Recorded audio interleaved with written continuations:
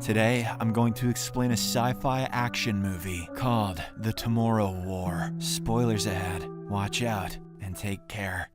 The movie opens up in December 2022 as a man named Dan Foster is giving a phone interview for the post of a lab researcher. He hopes that his military record as a Green Beret and his current job as a biology teacher will help him get hired. He then enters his home where they have a Christmas party and calls for his daughter Muri to help him carry the groceries. Following this, Dan walks out to finish the call, but learns that someone else has got the job. Probably John Krasinski, that bastard. This disappoints him greatly, but he goes inside to watch the Qatar World Cup on TV alongside his daughter. The two then have a heart-to-heart chat about Muri's future, but something strange happens on the telly. The game is suddenly interrupted when a glowing cloud of smoke and electricity appears on the field, and several armed soldiers start coming out of it. They are led by a woman named Lieutenant Hart, who informs everyone that they came from the year 2051. Apparently, an alien species known as the White Spikes has invaded Earth, and most of humanity has been wiped out. These soldiers are here to ask for people to travel to the future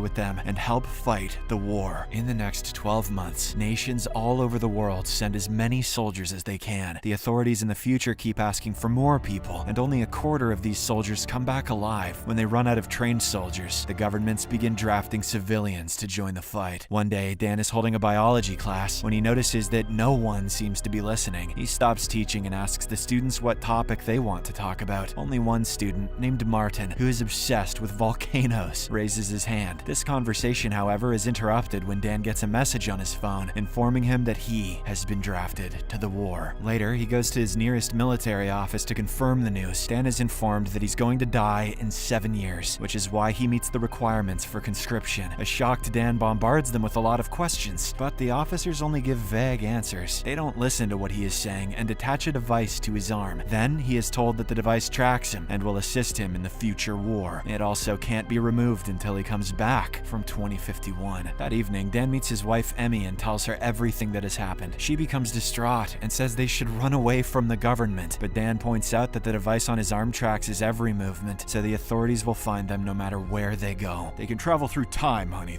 They'll catch us. With no other option left, Emmy suggests Dan visit his estranged father, James. The old man is a skilled engineer and will not alert the authorities, as he deeply distrusts the government. It is then revealed that Dan's father left the family after returning from Vietnam, as he was unable to cope with the trauma and violence he experienced. This abandonment left a deep scar on Dan and led to resentment towards his father. A couple of hours later, Dan reluctantly meets his father in an aircraft hangar. However, their conversation quickly turns sour, and the two men end up arguing with one another. An enraged Dan then walks out, instructing his father never to send letters to Muri again. Now, Dan has no options but to get enlisted for the war. He goes home and finds his daughter playing in the backyard. He tries to lie, explaining that he's going on a trip, but she immediately understands that he's been drafted. Dan then promises her that he will come back and gives her a hug before leaving. A day later, he and the other rookies are trained in weaponry and first aid to have better chances of staying alive. Dan meets an environment scientist, Charlie, and an ex-Navy SEAL, Dorian. While most people want to avoid getting drafted, this will be Dorian's third time in the war. Later, they are informed that the White Spikes they are fighting all disappear every 6 days to rest. This is when the newly recruited soldiers are sent to the future. Similarly, the soldiers who have completed their duty are also returned back to their own timeline during the 6 days, when the White Spikes hibernate. That evening, when the new recruits are talking, an alarm suddenly goes off. The young soldiers from 2051 scream that it's not a drill, and people hastily run towards the portal room. Dan asks Lieutenant Hart what's happening, and she gives him a grave answer. Apparently, the last research facility in 2051 is being attacked, and if they lose it, the entire war will be lost. A few minutes later, they enter the portal room where the gateway to the future is powering up. People start being sucked into the portal, but suddenly, an error occurs with the coordinates of the landing location. This results in Dan and the others teleporting high up in the sky, and most of them fall to their deaths. Fortunately, Chris Pratt has played Garfield, so he can survive long falls. Dan, Charlie, and Dorian land in a swimming pool on top of a skyscraper. Dan quickly gets out of the water and checks his gun. He then goes to the edge of the roof to observe the city of Miami Emmy, which is now in ruins. While the military investigates what went wrong in the time jump, Chief Command contacts the survivors. Dan responds, and they explain that they are going to bomb the area since there are too many white spikes around. Also, Dan will have to lead a combat search and rescue operation to save some stranded scientists in a nearby building that is surrounded by white spikes. He confirms the mission and immediately regroups all the survivors on the roof. Soon afterwards, the group gets to the building where the scientists are supposed to be. They enter it cautiously, and Chief Command urges them to be careful, as white spikes can smell blood from a mile away. Unfortunately, they soon spot the team of scientists, all of whom are already dead. Chief Command then tasks the soldiers with retrieving hard drives and biosamples from the lab. However, as Dan finds the vials of the samples, he is notified that fighter aircrafts are being deployed to bomb the area in 6 minutes. Dan and his team quickly get out of the building and reach the emergency stairway, but just then, several white spikes appear from above and start attacking them. Dan tries to fend one off by himself, but eventually gets help from Dorian, who points out that these creatures can only be killed through the weak spot in their neck or belly. Why wasn't he briefed about this before he jumped through time? While the airstrike is 3 minutes out, Chief Command sends rescue vehicles to pick the team up. The soldiers breathe a sigh of relief to see the military jeeps and think they're safe for the time being, but suddenly, 3 white spikes rush to the scene and totally devastate the vehicles. Several team members are killed in action as they attempt to flee while defending themselves. Seconds later, the airstrike commences, and the team that is now down to 7 tries their best to escape the bombing zone. 2 soldiers even sacrifice themselves to delay the white spikes. This finally allows the remaining 5 to make it out on time.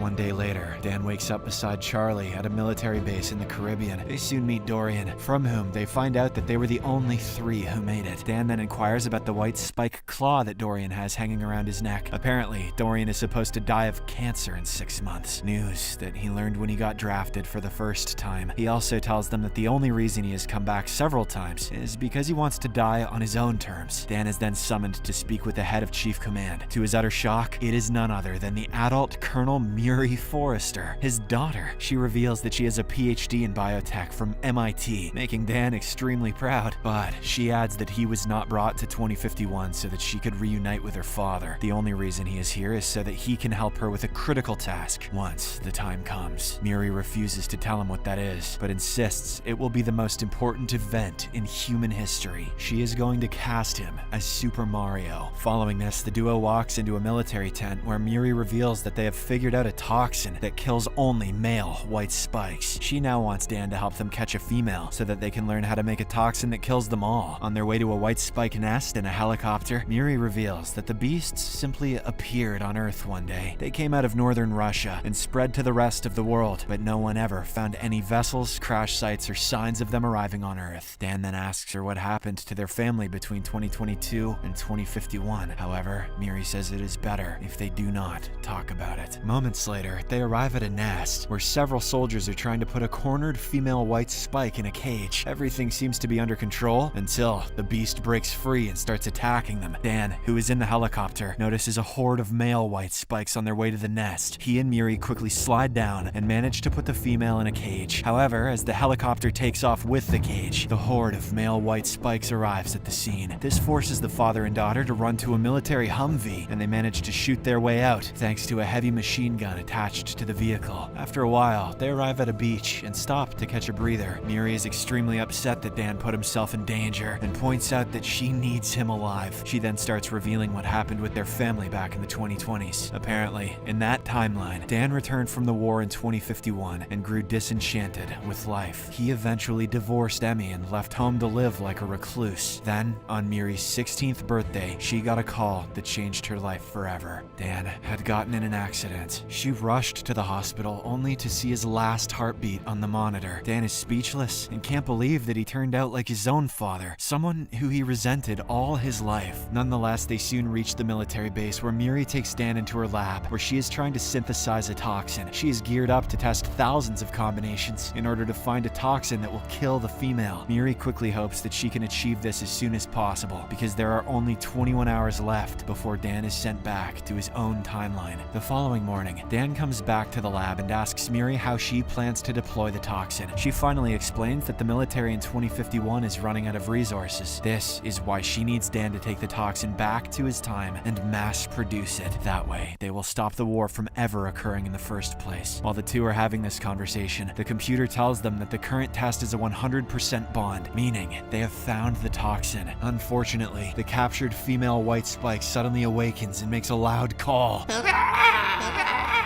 The entire base is breached by white spikes in no time, and Dan and Miri grab guns to make a run for the helicopter pad. They soon get cornered by several monsters and have to shoot their way out. Dan tries mind controlling them with the palms of his hands, but it doesn't work this time. Simultaneously, an automated voice tells them through the facility's speakers that there are 3 minutes left until time jumpers have to be sent back. An anxious Miri then hands Dan the vial with the toxin, but before they can escape, a white spike appears. Just as it is about to attack, the floor underneath gives way due to their weight. The white spike and Miri then start sliding towards the edge. A desperate Dan leaps after his daughter, but is teleported back in the middle of his jump. He wakes up in 2022, holding the vial containing the toxin firmly in his hand. Sometime later, he tells Lieutenant Hart that they must mass produce the toxin and send it back in time. However, she informs him that the time portal's been destroyed from the other end, and no one can travel to the future. With nothing else to do, Dan heads home and immediately embraces his little daughter. That night, he explains to Emmy that he met Miri in the future and that they made a toxin together. She's so good at making toxins, honey. It's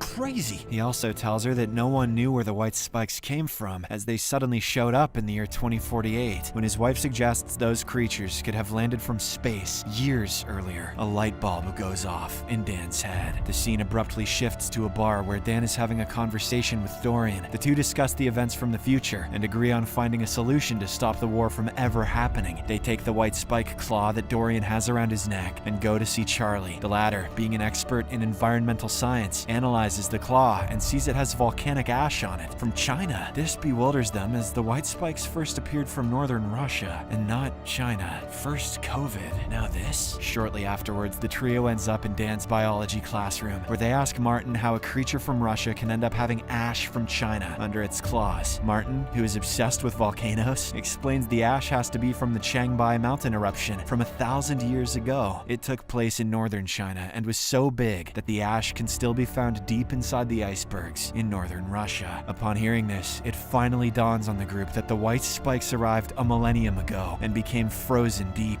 inside the ice. Through a simulation, they quickly conclude that the ice sheets in Russia will melt by 2048, the exact year when the white spikes will attack. After their discovery, they ask the US Air Force to fund a covert mission into Russia. The government refuses this idea, as the relationship between the US and Russia is already very bad. What about the relationship between the US and the friggin' aliens, you dumbass? So instead, Dan goes to his father James, who has a collection of unregistered aeroplanes, to fly them to Russia. The latter immediately agrees, and Lieutenant Hart joins with a batch of newly produced toxins. After several hours, they arrive at the Academy of Glacier Sciences in northern Russia. They immediately begin looking around the area for signs of anything strange. The team soon comes across a location where the electronic devices stop functioning thanks to a weird magnetic field surrounding the area. Using lots of explosives, they open a hole in the ground, which seems to be the entrance to an ancient cavern. The team cautiously enters and manages to find a frozen alien spaceship. "I've seen this before," says Star-Lord. They then cut through the ice using a chainsaw and enter the ship. Charlie and James are left outside in case something tries to escape. Sometime later, the group reaches the cockpit and realizes this is a crash site. Turns out the aliens never intended Earth to be their destination. They go into another room and find the actual white spikes inside a series of biopods, which makes them realize they're cargo. These creatures were bioengineered by some alien race as weapons to colonize other planets. Nonetheless, the team quickly begins injecting the pods with the toxin and watches the white spikes wriggling in pain, confirming their cure actually works. However, their cries also wake up the aliens that haven't been injected yet, causing them to break their pods and attack. The team shoots as many as they can, but some of them manage to escape. At this critical moment, Dorian says that they have no choice but to blow up the entire ship. Why didn't they start with that? He gives Dan his claw and decides to stay behind to activate the bomb once everyone is out. Unfortunately, the team is attacked on their way out of the ship, and only Dan, Charlie, and James manage to escape before the bomb is activated. Every creature inside the ship is now dead except one huge, red-bellied specimen. Dan realizes that it is the female which is a problem because some sick human will procreate with that thing. So they split up to go after her. In a brilliant stroke of genius, Dan makes a snowman and covers it with a jacket to make it look like a human. The Queen White Spike soon falls for this trap and descends downwards. Nearby, Dan and James are waiting with their sniper rifles for the right chance to attack. The Queen lands, and they open fire and keep shooting until they manage to push it off the edge of the cliff. Unfortunately, the formidable beast returns and attacks in such a way that the father and son are forced to separate. It shoots a spike at Dan from a distance and lunges at him. However, our hero uses that same spike to stab the Queen's mouth, while James plants an axe in her eyes. The Queen is now blind and begins thrashing around in desperation. Dan takes this opportunity to inject the toxin into her leg, but to his utter horror, the Queen White Spike is intelligent enough to amputate her own leg before the toxin can spread. At this crucial moment, James raises his wounded hand to make the aliens smell his blood and come after him, but Dan refuses to let his father die and jumps on the Queen. He slices her neck with Dorian's claw and inserts the last vial of toxin in her mouth before kicking her down the cliff again. This causes the Queen to crash against a big rock and finally die. The next day, newscasts all over the world report an explosion in Russia that killed a bunch of aliens. The government tries to take credit for the whole operation. In the meantime, Dan returns home and reunites with his family. He also puts all the resentment aside and embraces his father.